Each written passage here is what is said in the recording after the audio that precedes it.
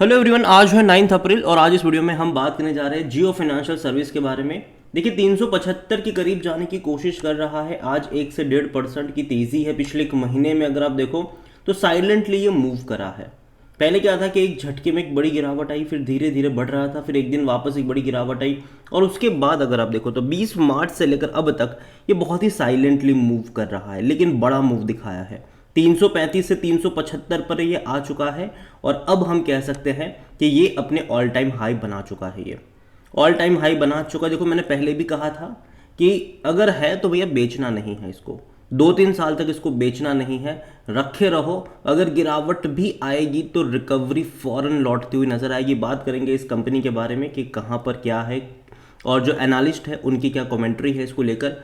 लेकिन उससे पहले अगर आपने अभी तक चैनल को सब्सक्राइब नहीं किया तो प्लीज़ अभी इसे सब्सक्राइब कर लीजिए, क्योंकि आगे भी बहुत सारे वीडियोस हैं जो आपको काफ़ी ज़्यादा हेल्प करेंगे। तो शेयर प्राइस काफ़ी अच्छा है, 206 रुपये से भाई साहब जो तेज़ी शुरू हुई वो लगातार भागा है। और अगर आप चैनल को रेगुलर फॉलो करते हो तो हर हफ्ते जियो फाइनेंशियल के ऊपर मेरा वीडियो ज़रूर होता है।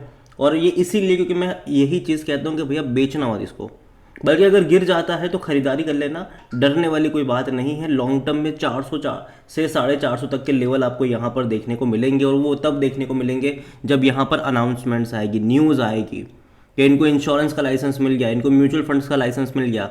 आप देखिए न्यूज़ आई नहीं है अभी भी, ठीक है, लेकिन फिर भी शेयर में गिरावट नहीं है।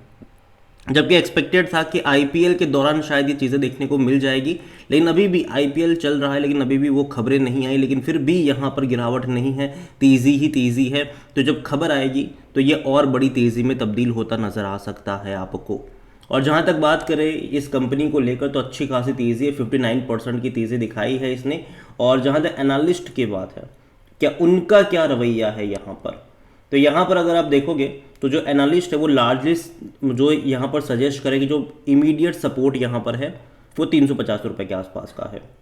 जो कि अगर आप देखो एंजल वन के ओशो कृष्णन जो कि सीनियर रिसर्च एनालिस्ट है, उनका कहना है कि Jio financial is in a secular trend, up trend, hovering in a cycle of higher highs and higher lows. The counter has clocked new lifetime highs and immediate support अगर आप देखोगे तो 350 रुपये के आसपास का देखने को मिल रहा है। लेकिन अगर ये सपोर्ट टूट गया तो प्रॉफिट टेकिंग आ सकती है और 330 से 320 रुपये की रेंज में ये जा सकता है। The script is in a overbought zone, so it is advise to avoid. यहाँ पर जो प्रॉफिट ट्रेल्स करने को लेकर बात यहाँ पर करी गई है। इसके अलावा अगर आप देखोगे तो प्रभुदास लीलाधर के रिसर्च एनालिस्ट है, उनका कहना है the stock can continue its upward move with near term target 387 rupees if the Staten. अभी भी जो अगर सस्टेन रहता है तो 408 तक के टारगेट देखने को मिल सकते हैं। और जो मेजर सपोर्ट तकरीबन 350 रुपये के आसपास का है, ये भी उनका कहना है। इसके अलावा अगर आप देखो तो आनंद राठी इसके जो जिगर एस पटेल है जो कि सीनियर मैनेजर है, उनका ये कहना है कि सपोर्ट 350 रुपये के आसपास का है, रजिस्टेंस तकरीबन 395 रुपये के आसपास का है। द डिसाइसिव क्लोज अबाउट 393 में trigger further upside of 432 rupees. तो उनका ये कहना है कि देखो भाई साहब एक रजिस्टेंस है तकरीबन 395 के आसपास, लेकिन अगर उसको ये ब्रीच कर जाता है तो 432 रुपये तक के भी लेवल देखने को मिल सकते हैं। और जो एक्सपेक्टेड ट्रेडिंग रेंज होगा वो 350 से 435 रुपये के आसपास का देखने को मिल सकता है। तो काफ़ी पॉजिटिव कमेंट्री उनकी तरफ से देखने को मिली है। कंपनी का अगर आज वॉल्यूम देखोगे तो ऑलमोस्ट 1 करोड़ के आसपास के शेयर ट्रेड होते नजर आए। मार्केट जस्ट अभी खुला है, बाजार खुलते ही भैया बड़ी क्वांटिटी में यहाँ पर ट्रेडिंग चल रही है। देखो जनरली जो 400 के करीब वाला शेयर होता है, इतनी बड़ी क्वांटिटी में ट्रेडिंग बहुत कम देखने को मिलती है, लेकिन ये शेयर अलग है। यहाँ पर अगर आप इसका ऑल टाइम हाई 378 रुपीज़ के आसपास का है जो कि इंट्राडे में बना होगा, और यहाँ पर लो 202 रुपये के आसपास का है। मार्केट कैप देखो तो हर रोज़ बढ़ रहा है, 2,35,000 करोड़ से भी ज़्यादा का इसका मार्केट कैप देखने को मिला है। इतना ही नहीं, कंपनी को लेकर अगर आप देखोगे तो 100% लोग कह रहे हैं खरीदारी करो, बेचने की बात कोई नहीं कर रहा है, मैं भी नहीं कर रहा हूँ। और इसीलिए मैं हर हफ्ते वीडियो भी बनाता हूँ कि भैया बेचना मत, बेचोगे तो फिर एंट्री करने के मौके नहीं मिलेंगे यहाँ पर, क्योंकि भागना शुरू कर गया फिर आप इंतज़ार करते रह जाओगे। और जहाँ तक बात है यहाँ पर नंबर्स की तो देखो वो काफ़ी वीक नंबर है इनके, क्योंकि अभी भी इनके जो ऑपरेशन फ्रॉम रेवेन्यू है वो बहुत कम देखने को मिलेगा, क्योंकि अभी तक रेवेन्यू स्टार्ट इनके हुए भी नहीं है। हालांकि रिजल्ट्स इंपॉर्टेंट होने वाले हैं कि नंबर्स कैसे आते हैं, लेकिन अभी तो कोई डेट सामने नहीं आई कि कब इनके नंबर्स आने वाले हैं। देखो मैं उतना ज़्यादा अच्छे नंबर्स की एक्सपेक्टेशन नहीं कर रहा हूँ। रीज़न ये है कि अभी भी बिजनेस उस तरीके से स्टार्ट नहीं हुए हैं, जो मेन बिजनेस है वो अभी भी स्टार्ट नहीं हुए हैं। और जहाँ तक वैल्यूशन की बात करें तो भाई साहब वो किसी के हजम नहीं होगा। तकरीबन 7,000 के आसपास का पी रेशियो है इसका, लेकिन फिर भी 100% एनालिस्ट कहते हैं खरीदारी करो। फिनेंशियल्स अगर आप देखो तो वो काफ़ी वीक है। तकरीबन 480 करोड़ के रेवेन्यू थे लास्ट क्वार्टर में, तकरीबन 295 करोड़ का प्रॉफिट था, लेकिन रेवेन्यू फ्रॉम ऑपरेशन जो था वो और भी कम था यहाँ पर, क्योंकि बिजनेस जैसे कि मैंने कहा नहीं स्टार्ट हुए हैं।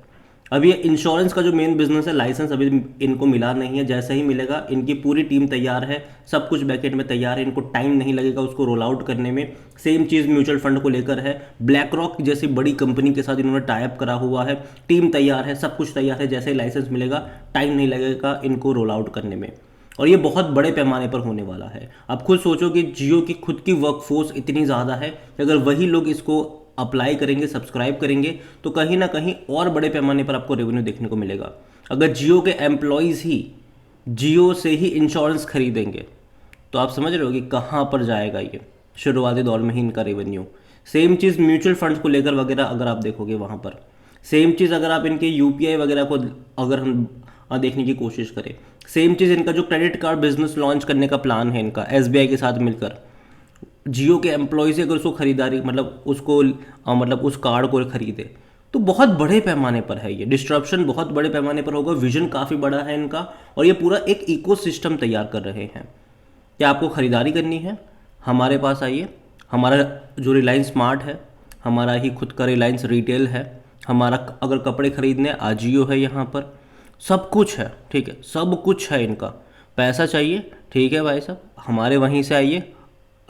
जो आपको क्रेडिट कार्ड लेना है हम खुद देंगे आपको, इंश्योरेंस हमसे ले लीजिए।